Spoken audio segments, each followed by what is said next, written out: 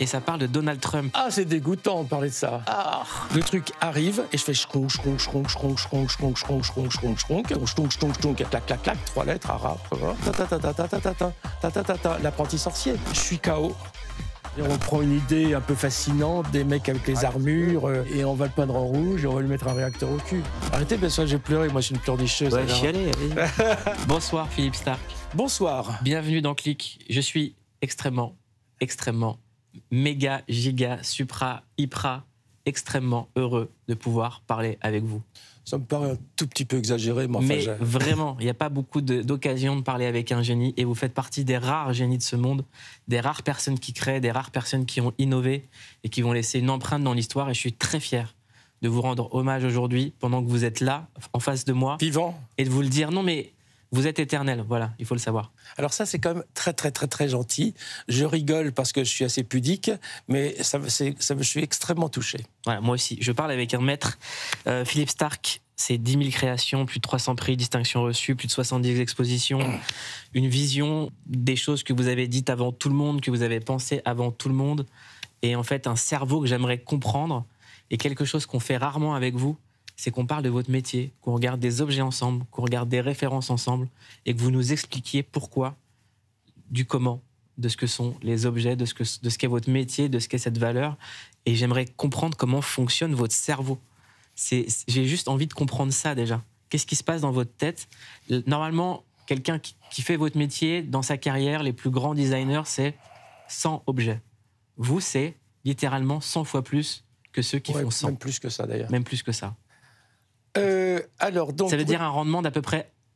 Un gros projet par jour. Un gros projet par jour. Je travaille tous les jours, depuis toujours et pour toujours, puisque ma femme m'a montré des obligations que j'ai jusqu'à ma mort.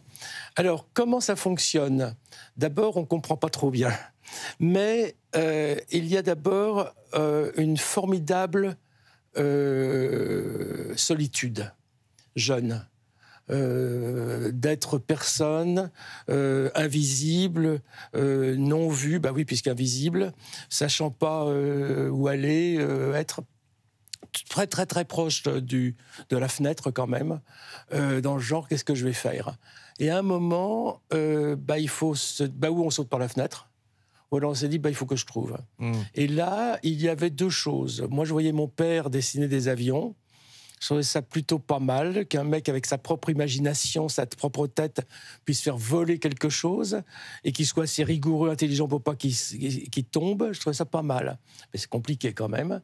Après, je me rappelais le film de l'homme invisible, où il est invisible, sauf quand il met des bandelettes autour de lui. Donc, je me suis dit, c'est peut-être ça. Et donc, en fait, j'ai commencé en urgence, dans la panique absolue, qui a duré toute ma vie et qui dure encore, de m'entourer de bandelettes pour essayer d'exister. Parce qu'en fait, je vais peut-être m'allonger, ce serait peut-être mieux. Et en fait, j'ai un petit défaut de base dans l'ADN, c'est que j'ai pas une vraie conscience de la réalité, de la vie et donc de la mort. Je suis pas persuadé du tout, mais c'est pas une pause. Je suis pas persuadé du tout que tout ça existe. Je suis pas du tout persuadé que je suis vivant faisant partie d'une vie qui pour moi est relative. Alors j'ai presque alors ça fait prétentieux, c'est un mot valise, mais c'est juste pour donner une image. C'est presque une relativité einsteinienne ou chimique. C'est dans le genre que en fait, pourquoi on va croire que c'est vrai quand on sait que c'est des petits neutrons, on les met comme ça fait une brosse à dents, comme ça fait une voiture, comme ça c'est toi, comme ça nana. En fait, rien n'existe. Ça tombe bien parce que la première chose sur laquelle je voulais cliquer avec vous, où je me suis dit, il n'y a pas plus Philippe Starck que cette scène de film, elle est tirée de Matrix. Ah oui, c'est vrai, je suis proche, oui. Qu'on regarde cette scène et vous allez me dire si j'ai visé juste. Vous venez de me dire exactement ce que cette scène raconte. Ah ouais. C'est assez fou.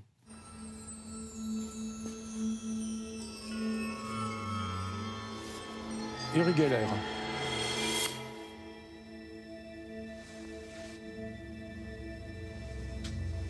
Oui, il a mis la barre haut, reconnaissant. N'essaie pas de tordre la cuillère, car c'est impossible. Tu dois essayer de te concentrer pour faire éclater la vérité. Quelle vérité? La cuillère n'existe pas. La cuillère n'existe pas. Et là, tu sauras que la seule chose qui se plie, ce n'est pas la cuillère, c'est seulement ton reflet. Trop fort.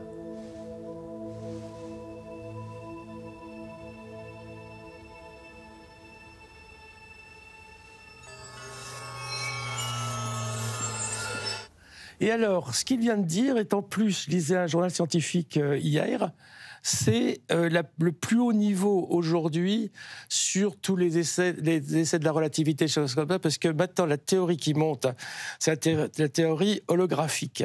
C'est-à-dire qu'on serait une sorte d'hologramme imprimé en 2 dimensions qui créerait par un truc trop compliqué 4 dimensions. Donc, c'est vraiment ça. Moi, c'est pour ça que j'ai passé ma vie à être follement amoureux.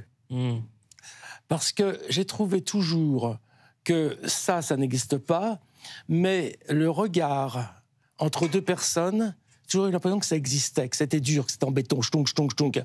Et un regard amoureux, c'était encore plus solide, et un regard passionné, c'était encore plus solide. Et c'est pour ça que la seule chose qui m'a tenu debout, mon seul centre, épine dorsale, os et même ciment, c'est l'amour. L'amour fou.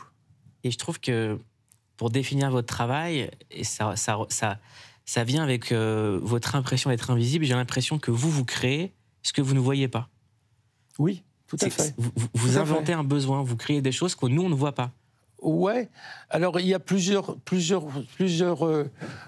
façons de le faire. Il y a le mécontentement, voir qu'un objet est un objet méprisant, qu'il a été créé juste pour être vendu, qu'il ne donne rien. Les gens donnaient leur argent et on leur a fait les poches, en fait. On les a volés. Donc, l'idée de rectifier ça, de faire un projet, de proposer, d'essayer de faire un projet qui soit honnête, qui rende un vrai service. Le bon par rapport au beau. Moi, le beau, je m'en fous, mais le bon, je m'en fous pas. Et après, il y a en effet la bêtise, la naïveté de se dire « Et si je faisais ça, est-ce que ça pourrait est-ce que ça pourrait nous aider à mieux vivre? Est-ce que ça pourrait nous indiquer un chemin? Est-ce que ça pourrait dénoncer quelque chose? Est-ce que ça pourrait consommer moins d'énergie? Est-ce que ça pourrait être plus dénudé et donc ça exprimerait plus l'humain? Des choses comme ça. Donc c'est des raisons, en général, assez simples qui tournent seulement autour de nous. Comment simplement rendre service? Moi, Vous avez inventé ce qu'on a appelé le democratic design, ouais. Où en gros de dire la masse, la consommation de masse a le droit à avoir des choses belles. On n'est pas obligé de donner aux gens qui n'ont pas forcément les moyens des choses moches. Oui. Bah, moi, quand j'ai commencé par hasard, totalement par hasard, je ne peux pas vous raconter l'histoire, mais à faire du design, une belle chaise d'un designer italien, c'était l'équivalent de 1 000 euros. On se dit une famille normale, on va dire pour 4, 5 000 euros pour s'asseoir, plus la table, ça va faire du 15 000, ça me paraît un peu exagéré. Donc c'était vraiment clairement élitiste, involontairement. Parce que tous ces gens-là étaient communistes. Mais c'était très élitiste, et l'élitisme me débecte. L'élitisme me dégoûte. Les gens qui font des séries limitées, qui volontairement vont faire rare, on va revenir en arrière, des gens qui ont l'honneur, le bonheur d'avoir une idée correcte et qu'ils le gardent pour peu. Je trouve ça franchement dégueulasse. C'est la pire vulgarité du monde. Et eux, ils croient être chic.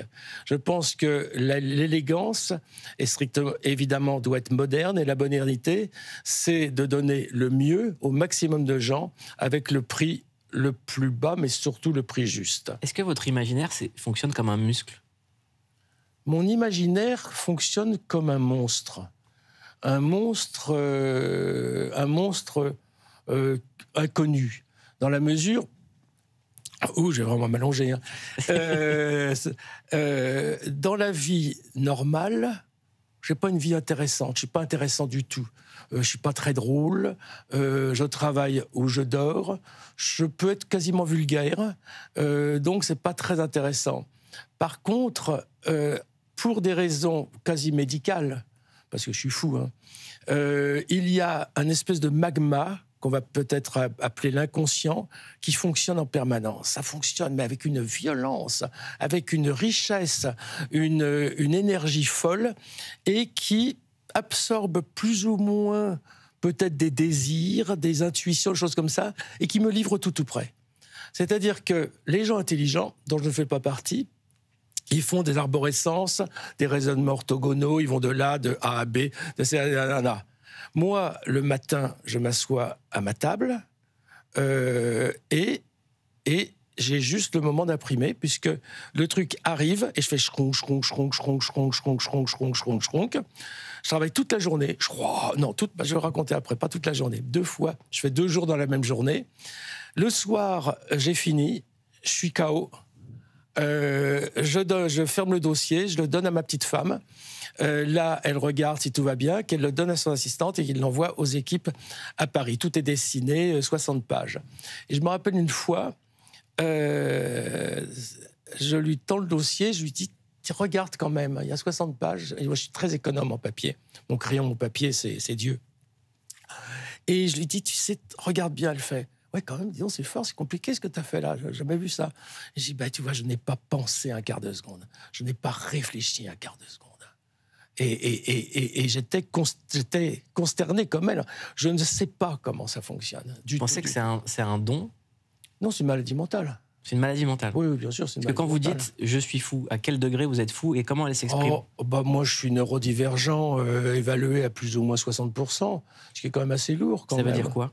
Ça veut dire que je suis Asperger, en gros. Mais le nom ne se dit plus parce que c'est un nazi. Mais non, je suis un gaga. Je suis un gaga qui suis totalement monocristallin, c'est-à-dire que je ne sais faire qu'une seule chose, qui est créer. Tout le reste, je ne sais pas. Vous savez quand même que je fais la station spatiale pour la NASA, je fais les plus grands méga-yachts en inventant des coques inouïes, je fais des appareils médicaux qui à chaque heure révolutionnent le truc, des choses comme ça, des trucs complexes. Là, vous prenez le revolver que vous avez sur vous, que vous cachez derrière vous, et vous dites maintenant, mon filou, tu vas me diviser 72 par 32, ou je te tue. Eh bien, vous me tuez, parce que j'en suis incapable. Je ne sais pas faire une addition. J'ai su faire une addition, je ne sais plus. Une multiplication, je ne sais plus du tout la faire. Une division, je n'ai jamais su la faire.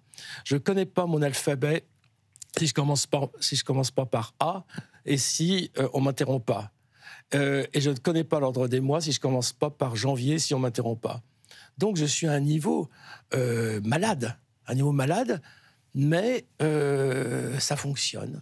Ça fonctionne, on ne va pas se plaindre. À part ça, ce que je savais faire, c'était la cuisine, mais j'ai plus le temps et j'ai plus assez d'amis. Avant, je faisais la cuisine tous les jours pour 30 personnes avec ce qui restait dans le frigo et 120 sous.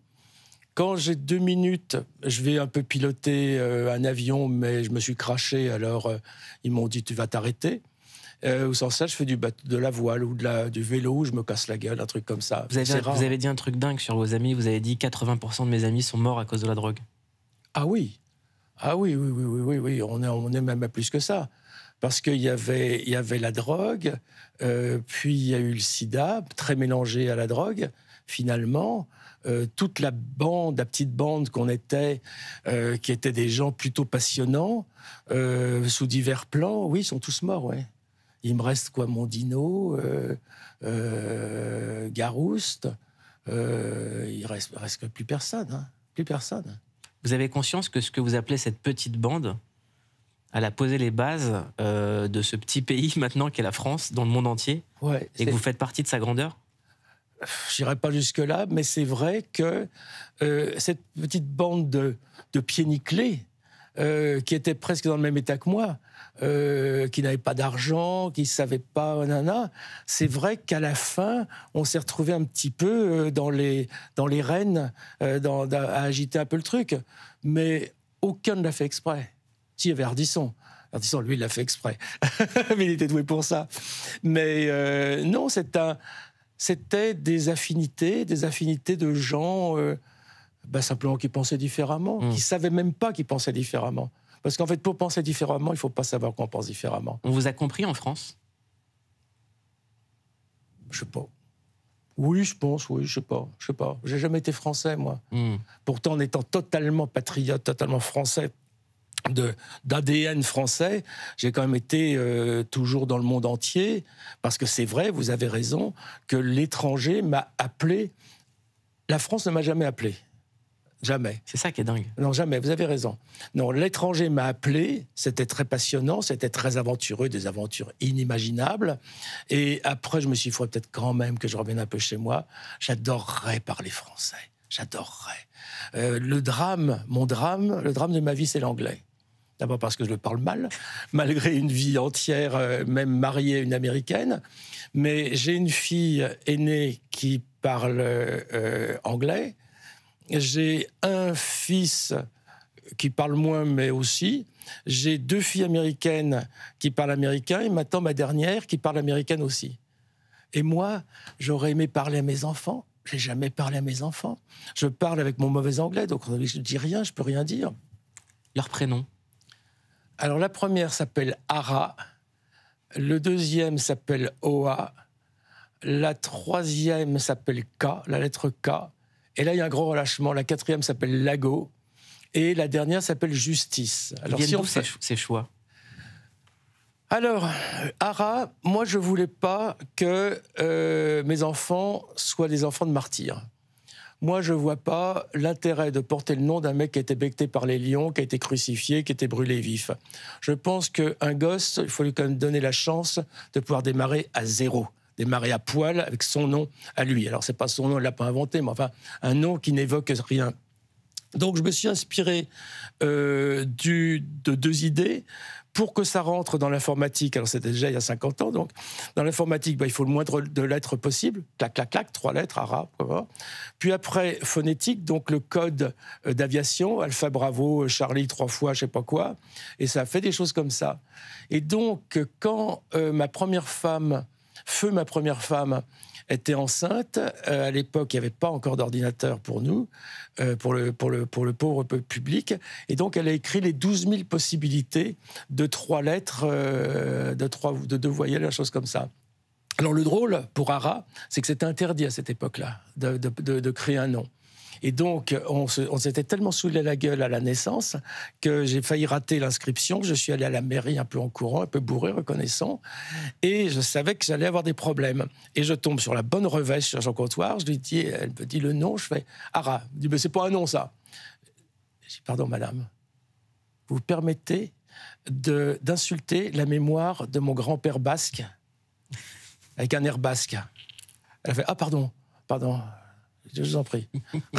Et là, il y a un rire intérieur qui me vient d'avoir réussi mon coup. Pour pas qu'elle le voie, je me tourne et je me tourne tellement fort que je me cogne dans le mur, je m'assomme et je tombe. On va faire un tour aux États-Unis ensemble. On va cliquer sur un film qui raconte l'histoire d'un personnage que vous avez connu. Ça s'appelle The Apprentice. Et ça parle de Donald Trump. Ah, c'est dégoûtant de parler de ça. Dans les années 80. Ah. On l'appelle la grosse pomme, la plus grande ville du monde. Mais il semble aujourd'hui que le fruit soit pourri de l'intérieur. La ville a du mal à honorer ses factures, d'après Ed Koch, candidat à la mairie. Nous ne mesurons pas encore l'ampleur des sacrifices que nous devrons faire pour remettre cette ville sur pied. Tandis que la criminalité augmente, la ville pourrait même réduire les effectifs de ceux qui la combattent. Mais cela n'empêchera pas le jeune promoteur immobilier Donald Trump de réaliser son rêve. Un hôtel de luxe de 1500 chambres, tout près de Grand Central. New York est à un tournant décisif. Ça peut basculer d'un côté comme de l'autre et je vais m'assurer que ça bascule du bon côté. Je veux rendre sa grandeur à cette ville. Je vois pas l'intérêt du film quand il y a un documentaire qui est super bien fait où c'est lui en vrai. Bon, moi, j'ai adoré ce film. Oui, ma femme aussi. Elle me dit de le regarder. Je dis, mais pourquoi Non, le film est vraiment génial. Ah oui, oui. Ouais, vraiment. Surtout pour le personnage de Roy Cohn, l'avocat. Et apparemment, vous l'avez connu. Oui. J'ai dîné avec lui à Las Vegas. C'était la personne la plus intelligemment méchante que j'ai vue de ma vie. Le type était une lame. C'était une lame de laser. C'était extraordinaire. Il avait vraiment la gueule d'Is No Good. Ça le dérangeait pas du tout. Il disait que des choses d'une drôlerie, mais toutes d'une méchanceté. J'ai fait waouh. C'était un génie. C'était un génie de la méchanceté, un génie du mal. Génie du mal. Et Donald Trump, alors, parce que lui, quand on voit son histoire, il a toujours dit, il a commencé en tout cas en voulant faire de New York une ville magnifique et en disant je vais la sauver avec du design, avec des beaux hôtels. C'est baratin. Il voulait simplement s'en mettre plein les poches. Non, écoutez... Vous l'avez rencontré ? Ouais. Moi, j'aurais resté poli, donc je préférerais pas parler de lui. et de tout ce qu'il fait, de tout ce qui se passe. De tout ce qui se passe, on peut en parler, mais de lui, quand même, on peut pas. On peut Et de pas tout ce faire qui ça. se passe. Bah, il y a quand même des gens, plutôt pas mal, qui ont mis 2500 ans, plus ou moins, à inventer le moins mauvais des systèmes, qui s'appelle la démocratie. Ça a été un travail extraordinaire. Des gens qui se disent non, on le fera, là. Et on est arrivé à un système qui est ce qu'il est, dont on voit les limites d'ailleurs, ça s'est inversé. Et il y a un type, par pur appât du gain et par pur mépris total de tout sauf de lui, a nettoyé le sujet en 3 mois. Nettoyé. Il n'y a plus de démocratie. Et là, on s'aperçoit que tout le monde est bien content. Tout le monde est bien content et que tous les chefs d'État font « Ah bah alors on peut le dire, on peut faire ça, bah je vais le faire ». C'est un des plus grands fléaux de notre période moderne, on va dire. C'est un des plus grands fléaux. Ce type a ravagé toutes les valeurs humaines, a ravagé toutes les valeurs morales, toutes les valeurs démocratiques, en rien. Et tout ça sans même une idéologie, simplement pour le fric. Alors là, moi, j'ai envie de vomir. Moi, je suis devenu optimiste. Je ne l'étais pas, mais je suis devenu optimiste par le raisonnement. Mais si on m'avait dit que ce moment d'intelligence, quand même, que nous vivons, qu'on a vécu, mais qu'on vit quand même, allait s'écrouler aussi vite pour des choses aussi basses, aussi futiles, bizarrement, aussi inutiles que l'avidité, j'aurais pas cru. Je le crois toujours pas, d'ailleurs. Mais hélas, le système est tellement bien fait, puisque là, maintenant, si c'est pas Trump, ça sera les GAFAM, les trucs comme ça, c'est parti. C'est-à-dire qu'on a commencé un film d'anticipation, là. Chaque chose a une naissance, une vie et une mort. Quand quelque chose, quand une mauvaise herbe, qu'une herbe commence à pousser, il va falloir qu'elle pousse et puis qu'elle meure. Il faudra qu'on vive ce moment. Il faudra que ça se passe. C'est quoi ce moment? Ça serait une extinction de civilisation? Oui, ça sera un État, un monde totalitaire, policier, dictatorial, où toutes les valeurs de respect humain seront bafouées de toutes les façons possibles. Alors, qu'est-ce qui vous rend optimiste? Là, en ce moment, pas grand-chose. Non, ce qui me rend optimiste, c'est que le seul intérêt que nous avons, c'est qu'on est la seule espèce animale qu'on connue aujourd'hui, qui a pris le contrôle de la qualité et de la vitesse de sa mutation. Nous sommes des mutants. Pardonnez-moi de rabâcher ça, mais enfin, c'est quand même un truc de base. L'amibe qu'on était il y a quelques milliards d'années, une amibe très con, puisqu'il paraît même que pour se reproduire, elle recopiait de l'argile. Donc il ne fallait pas être très brillant. Alors je caricature un petit peu, qui devient un poisson, qui devient un batracien, c'est pas vrai. Qui devient un singe, c'est pas vrai. Qui devient un super singe comme nous, c'est toujours pas vrai, mais ça donne une image. C'est un parcours extraordinaire. On ne connaît pas ça. Il n'y a quand même pas, aujourd'hui de méduse qui a volé à New York en Concorde, et surtout qu'il l'a inventé, le Concorde. Donc, on est des gens extraordinaires qui avons créé cette évolution, qui a une courbe, une régularité dans sa courbe ascendante d'évolution qui est extraordinaire, qui a des points de contrôle bien nets, dont un, c'est la mortalité infantile, par exemple. Alors ça, c'est la grande échelle. Donc, celle-là, on peut être optimiste complètement. Nous sommes des gens extraordinaires, nous sommes des génies, nous sommes des gens sublimes. Puis après, on prend ses lunettes, et là, on voit la courbe qui fait ça, qui fait ça, qui fait ça, de la lumière à l'ombre, de la culture à la barbarie, ainsi de suite. Là, on est dans le trou. On est dans le trou, et il n'y a pas de raison qu'on n'y soit pas pour longtemps. Parce que le trou, il est bien boulonné, là. Vous pensez que vos enfants vont grandir dans le trou ou qu'il y a un espoir que ça ressurgisse dans la lumière? Alors, je vais vous dire quelque chose de terrible. De terrible qui me ravage. Parce que j'étais prévenu. Je regrette d'avoir des enfants. Je regrette d'avoir eu la bêtise, la non-clairvoyance, si je l'avais la clairvoyance, hélas, l'irresponsabilité d'avoir créé des gosses avec l'improbabilité de demain. Une improbabilité totale qui est faite de probabilités sûres que ça va bien merder, de par tous les bouts. Je porte une responsabilité affreuse de savoir que moi, dans 10 ans, je ne suis plus là, que je m'en fous un petit peu, mais de les avoir remis dans le pétrin, ouais, je ne suis pas bien. pas bien du tout. Et eux, ils vous en veulent? Non, je pense pas. Je pense pas, mais ils pourraient. Ils ont le droit. Clairement, ils ont le droit. Sachant que eux n'ont rien demandé, que nous, on a fait ça simplement pour tirer un petit coup parce que je sais pas quoi, notre responsabilité est cristalline. Et là, je ne peux rien faire parce que je sais que je suis incapable de les protéger dans le futur. Et l'amour dans tout ça? L'amour de ses enfants?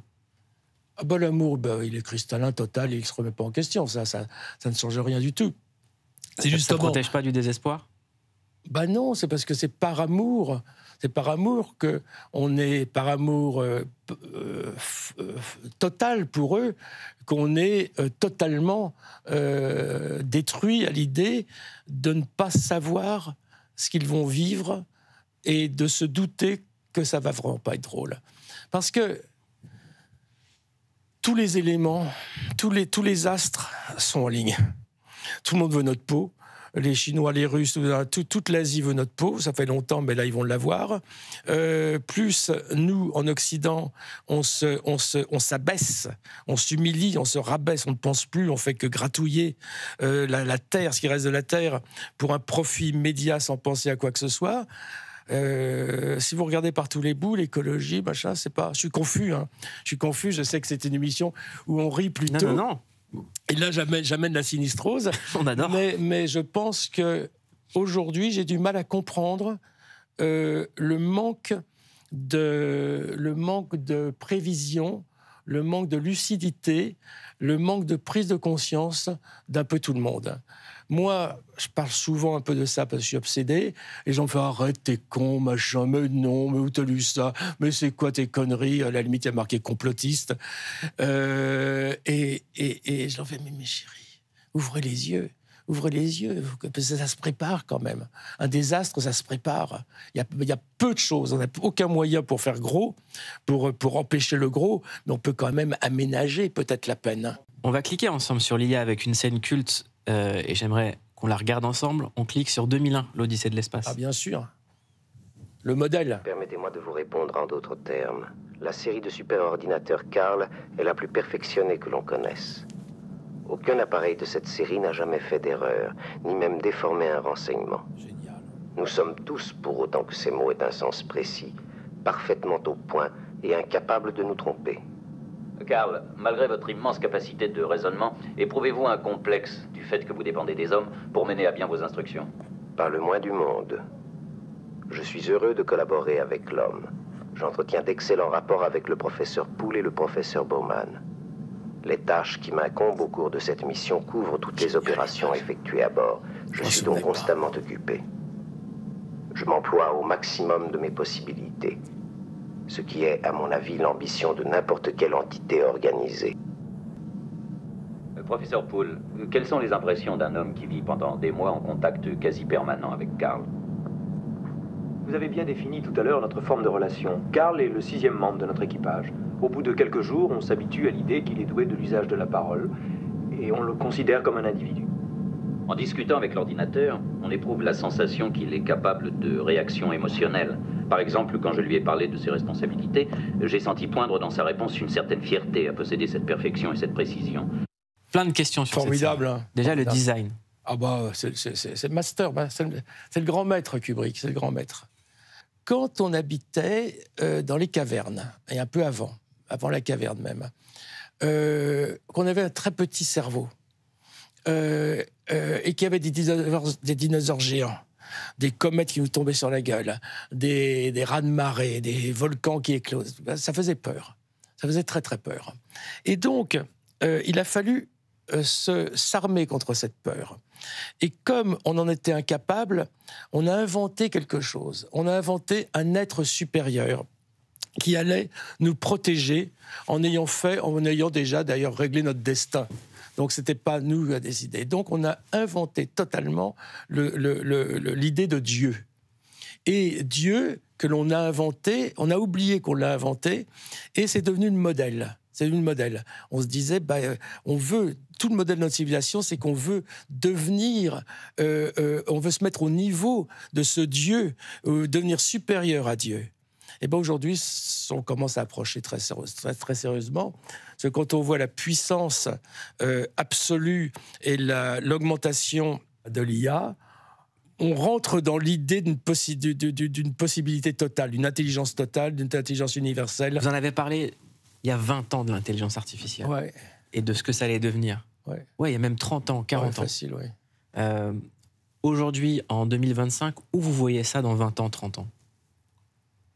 Alors, personne ne peut le savoir. Personne ne peut le savoir parce que le développement est tellement exponentiel qu'il est à peu près certain que d'une façon ou d'une autre, on va perdre le contrôle. Parce qu'on a quand même affaire avec des savants fous. Je me mets à leur place, je ferai la même chose. Parce que ça fait partie peut-être aussi de notre évolution. Donc moi, je continuerai à déconner pour voir ce que ça va faire. C'est quand même là un peu rigolo.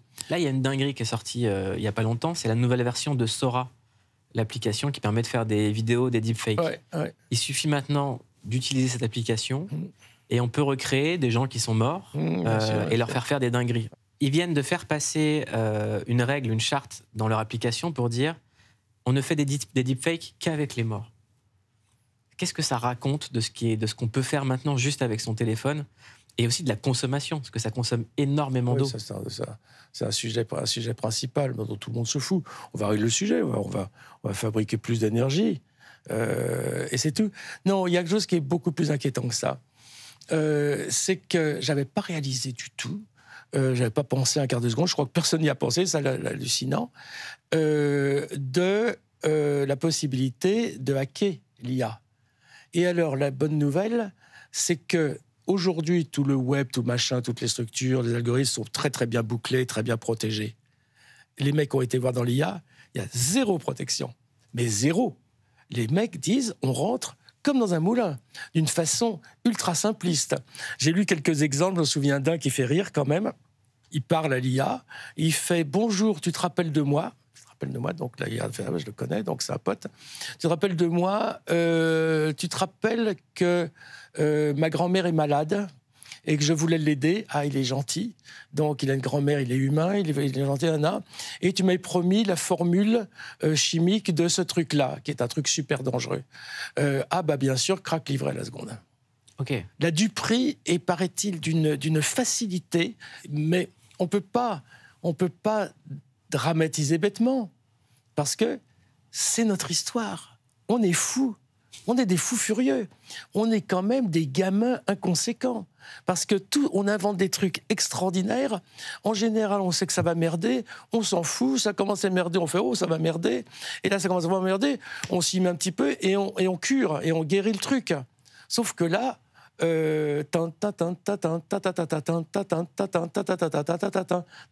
l'apprenti sorcier. L'apprenti sorcier, on est totalement dedans. Vous avez aussi parlé... dans les premiers, des objets qu'on va mettre à l'intérieur de nous. Ouais. La bionique. La bionique, exact, enfin. avec, au fond, une envie d'éternel. De se dire, l'homme va pouvoir repousser les limites et vivre encore plus longtemps. Et aussi de cette vieille idée de déification, d'atteindre la puissance de Dieu, puisque là, aujourd'hui, on est très, très intelligent, mais on est encore embarrassé. Vous avez encore un objet qui pèse 700 grammes, un truc comme ça. Donc, on est encore dans la petite cuisine. Quand on aura les objets à l'intérieur, ce qui est totalement faisable, hein, c'est fait déjà, reliés directement avec des commandes cérébrales pour dire je veux le logo, machin, nanana, là, il y a une forme d'élégance. Il sert à quoi l'imaginaire à l'heure de l'intelligence artificielle? Demain, si je prends une photo du plateau, je dis à ChatGPT, fais-moi un plateau façon Philippe Stark, qui peut me pondre un truc. Ouais, il va le pondre. Il va le pondre. Quand c'est sorti vraiment le ChatGPT, je me suis pris un coup d'angoisse. Je me suis dit, oh là, on va se retrouver avec 5000 mecs qui veulent faire du design pas forcément brillant, qui vont faire « fais-moi une chaise à la Stark ». Donc, on les a fait à leur place. On a essayé, on a sorti des milliers d'objets. Ils étaient tous étonnamment brillants. Oh, qu'est-ce qu'ils étaient bien faits. C'était bien fait, des articulations transparentes, des trucs, j'étais bluffé. Sauf qu'il n'y en a pas une seule qui fonctionnait. Il n'y en a pas une seule qui avait le je ne sais quoi. Le je ne sais quoi qui fait que une forme d'affinité, un peu stupide, parce qu'avoir de l'affinité avec de la matière, c'est idiot, mais il n'y a jamais eu le truc, pour l'instant, pour aujourd'hui. L'imagination, c'est souvent une sortie de secours, c'est souvent un moyen de s'échapper. Et pour vouloir s'échapper, c'est qu'on veut échapper à quelque chose qu'on n'aime pas, donc du malheur. Alors, je ne suis pas du tout sûr de ce que je dis, mais aurait-on de l'imagination si nous étions cristallinement heureux? Je ne sais pas. J'aimerais qu'on fasse un truc hyper simple. On va passer en revue des objets. Tant mieux, je vais comprendre alors. Non. On va passer en revue des objets. Juste, vous allez me dire, en termes de design, ce qui vous évoque. On va prendre des classiques. Ouais. OK, je ne connais pas grand-chose en design. Hein. Non, c'est vrai. Le tout dans les smartphones d'une marque connue. Bah, n'importe comment. Un smartphone n'existe pas. Ça n'existe pas. C'est le support minimum pour le contenu maximum. Donc, en effet, ils ont raison. Plus il est fin, plus léger, plus il est juste. Moi, quand Xiaomi m'a demandé de faire des téléphones, je leur ai dit, bah, écoutez, on va le faire, mais enfin, ça ne sert à rien. Parce que si vous m'appelez moi, sachant que vos ingénieurs savent déjà faire le minimum, je vais donc être obligé, pour exister, d'en rajouter. Si j'en rajoute, c'est déjà une erreur, c'est un non-sens. Donc, ouais, c'est juste, mais considérons cet objet-là, déjà formidable, comme totalement temporaire. Il est déjà mort. Là, on est dans l'ingestion de l'équivalent de ça, on est à moins 10 ans, grand maximum. Le tout premier MacBook, qui avait été décrit à l'époque comme design révolutionnaire. Bah, c'est exactement la même chose que le téléphone. C'est déjà obsolète. Bah, oui, bah, c'est une étape. Le premier ordinateur, c'était un immeuble. Le deuxième, c'était un pavillon de banlieue. Le troisième, c'était des placards, les Cray, C-R-Y, où il y avait les bugs, en vrai. C'est pour ça qu'ils existaient. Puis après, c'est des grosses valises, des petites valises, des attachés cases, une enveloppe, et maintenant, ça. Donc, c'est un mouvement. Nous ne sommes que vitesse, et notre production n'est que vitesse. Il ressemble à quoi l'ordinateur de demain pour vous? Bah, c'est nous. C'est nous, c'est l'augmentation de nous, c'est tout. On aura les logiciels à l'intérieur. Ah oui, bah évidemment. Évidemment. On aura certains logiciels à l'intérieur, mais les logiciels les plus puissants seront mis en commun, bien sûr. Est-ce que vous avez une charte et des choses que vous refusez? Alors, vous disiez, et ça m'a fait très plaisir, que je voyais un peu tout en avance, mais c'est vrai que quand j'ai créé ma société Stark Product, il y a maintenant presque 50 ans, parce que je suis très vieux, j'ai eu cette idée, à l'époque pas du tout à la mode, de faire une société éthique. Donc j'ai écrit une charte éthique assez simple, de ne pas travailler pour les armes, on m'en a proposé, de ne pas travailler pour le tabac, on m'a proposé des sommes sidérantes, ne pas travailler pour les alcools durs, je me suis arrêté à 12 degrés, il ne faut quand même pas exagérer, ne pas travailler pour les compagnies pétrolières, ne pas travailler pour la religion, et ne pas travailler, évidemment, pour tout argent sale. Eh bien, je peux vous dire, c'est un gigantesque manque à gagner, parce que c'est ces gens-là qui ont l'argent. Autre objet culte, cette manette de console. Alors ça, je ne suis pas concerné. J'ai aucune opinion, elle est moche, elle est cheap, elle est mal faite, mais j'imagine que ça va être un des plus grands succès de l'histoire du jeu. C'est sûrement très bien fait en ergonomie. Toi, non, ça ne peut pas être très bien fait en ergonomie. Sur les boutons, au bout d'un moment, doivent faire mal. Il y a beaucoup d'angles, il y a beaucoup de trucs qui sortent, qui rentrent, qui sont inutiles. Puisque là, par exemple, il y a ce cercle-là en creux qui fait une fausse information, sachant que l'information qu'il faut avoir, c'est la position des étoiles.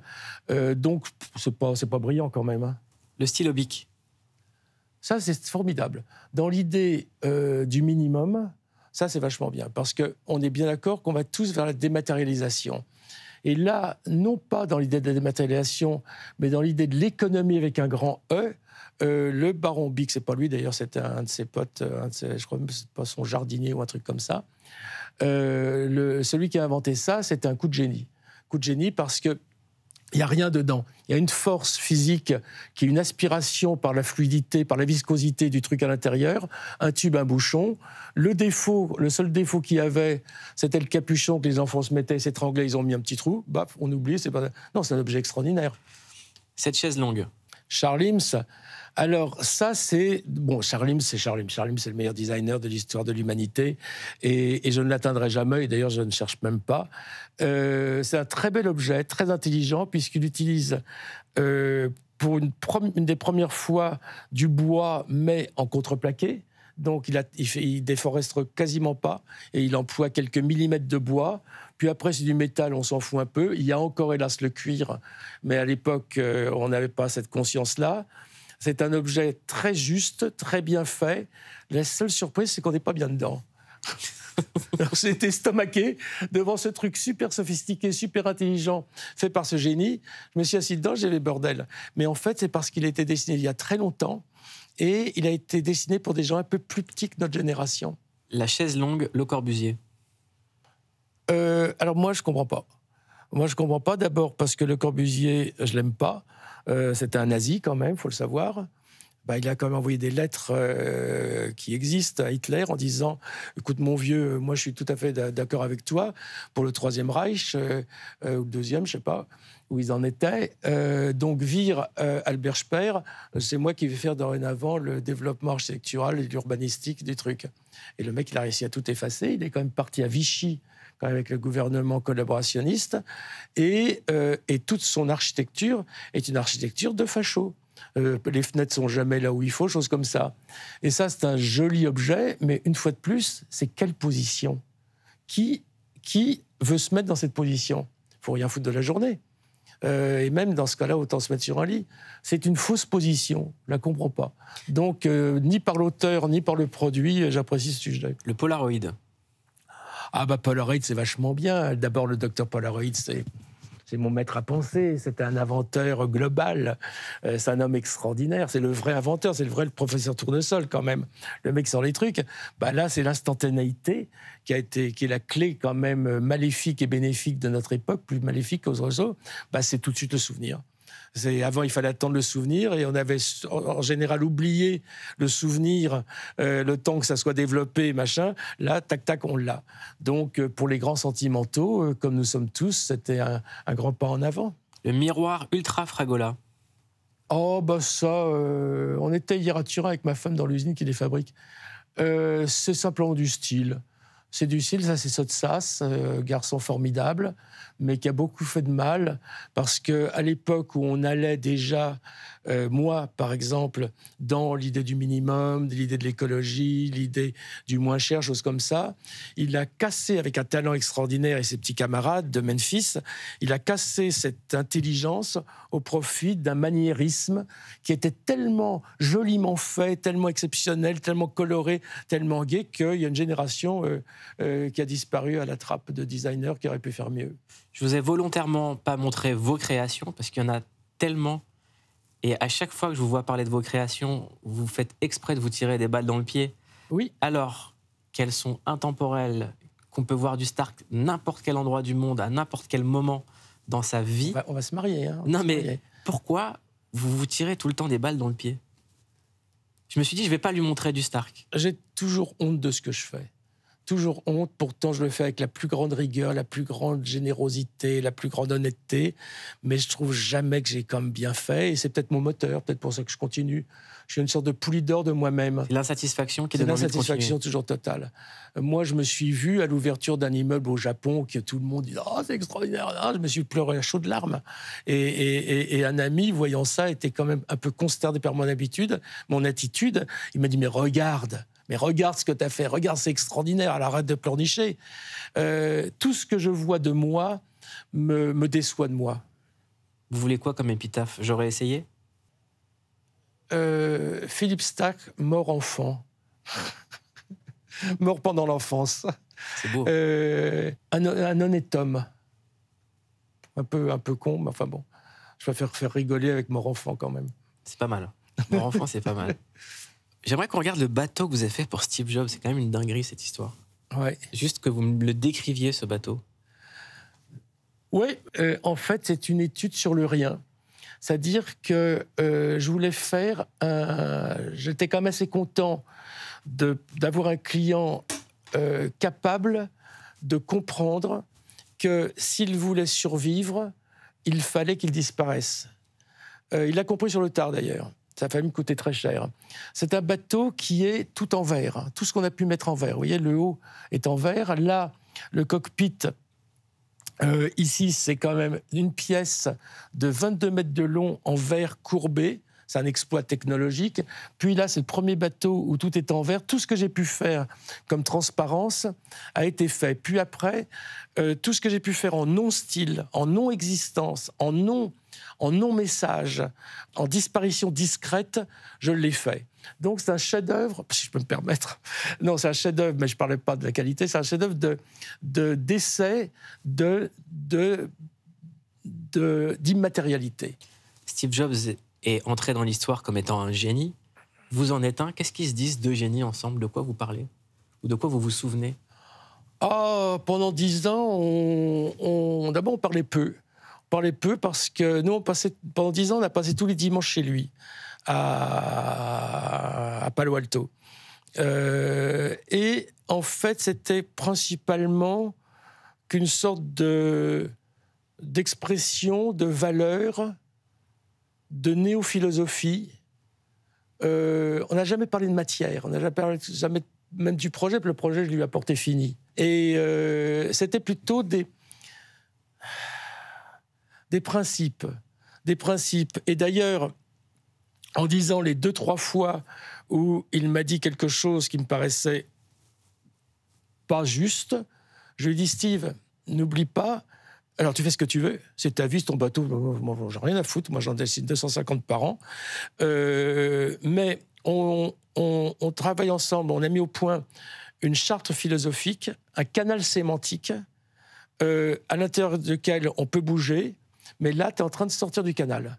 Je te préviens, tu veux sortir du canal, j'ai aucun problème, je suis à ton service, je le ferai, mais c'est pas ce qu'on a dit, c'est pas ce qu'on a décidé.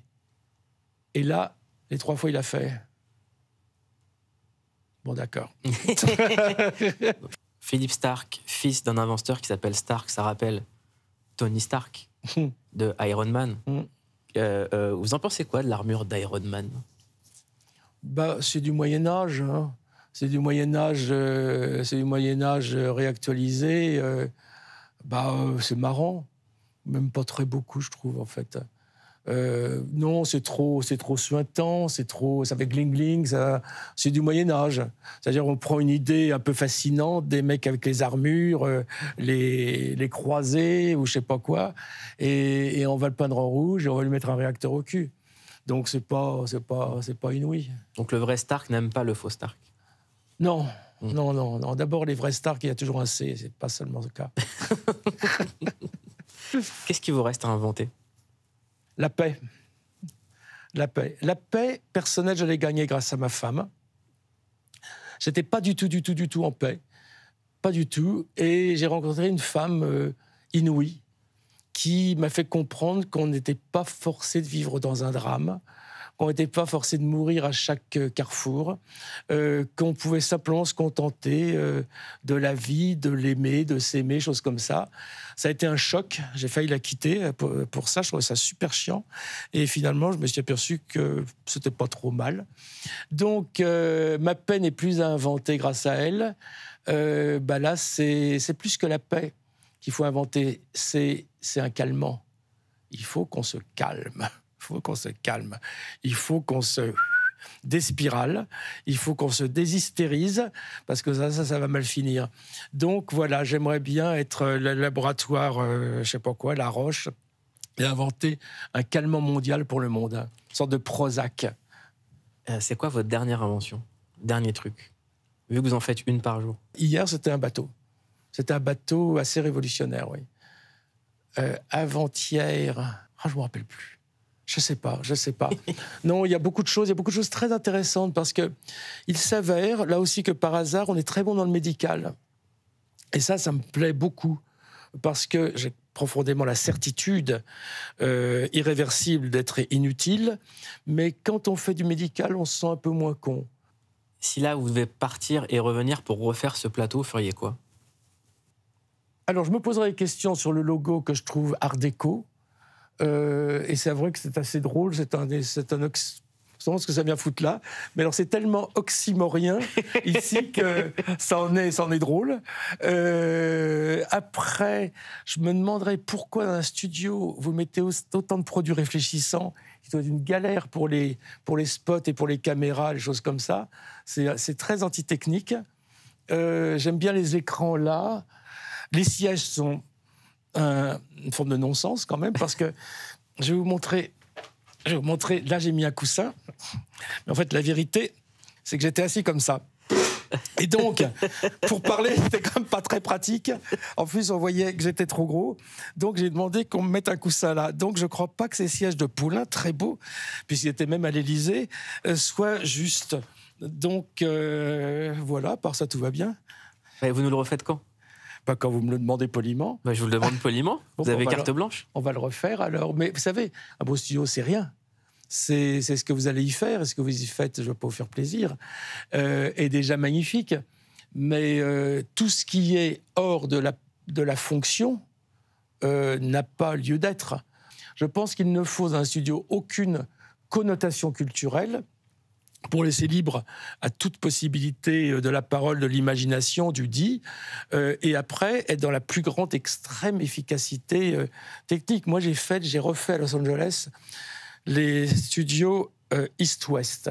C'est les studios où les Rolling Stones, Sinatra, les Mamas et les Papes, tout le monde est venu. C'est le dernier studio analogique au monde. Et donc, on m'a demandé de refaire ça, et j'ai compris qu'en fait, les murs étaient comme le bois du Stradivarius. Ouais. C'est-à-dire que le son du studio vibrait. Venait totalement avec des différents studios. Et donc, j'ai reconstruit des boîtes autour. J'ai transformé les studios en boîtes que j'ai isolées, j'ai reconstruit tout autour sans rien toucher. Et tout le monde est très ravi. Vous nous avez fait une masterclass. Ça me tenait à cœur de parler avec vous, d'avoir ce temps-là. J'espère qu'on pourra le reprendre. Merci Philippe Starck. Arrêtez, bien sûr, j'ai pleuré. Moi, je suis une pleurnicheuse. Ouais, chialer. On aime bien chialer ici. Non, c'est vraiment gentil. C'est plus que gentil. C'est plus que gentil. C'est mieux que ça. C'est mieux que ça. Bon, enfin, on va pas se mettre à avoir une larme ici quand même. Vous reviendrez faire le plateau. D'accord. Avec grand plaisir. Merci. À quelle heure demain ? Quand vous voulez. D'accord. 11h ? Très bien.